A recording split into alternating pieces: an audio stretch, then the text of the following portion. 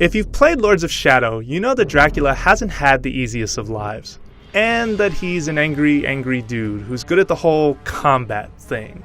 Lords of Shadow 2 has a bunch of new weapons and abilities, so let's take a quick look at what Drac will be using to slay anything and everything. The basic combat of the first Lords of Shadow returns, but has been tweaked. The combat cross has been replaced by the Shadow Whip, but is still your standard way to deal damage. Switch to the Void Sword to gain health back quickly with each strike, and the Chaos Claws can heat up and break enemy shields. Gruesome finishing moves are pulled off when an enemy is just about to die, and blocking at the right moment leads to fancy openings like this. This is all pretty familiar for fans, but here's where things start to get different. First off, you can actually level up your weapons. Every time you use a move or combo, you fill up its specific mastery container. When the container is full, you can then siphon that power back into the weapon and make it more powerful. And as you can see, there are skill trees for each of the main 3 weapons, so that means lots of combos to unlock. In addition to those weapons, Drac also has some toys to play with.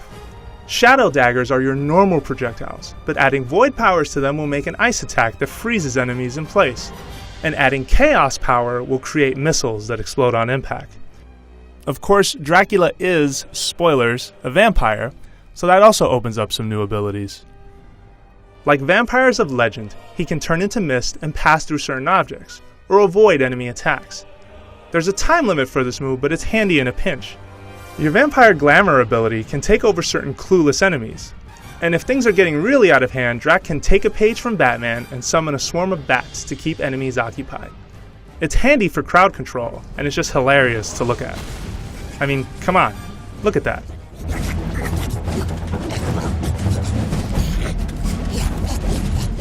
So those are the main powers and weapons you'll be using through Dracula's latest adventure. There are still some more secrets to uncover, but we won't spoil those just quite yet. But for all things Castlevania, including a recap of the entire Lords of Shadow story so far, keep it on IGN.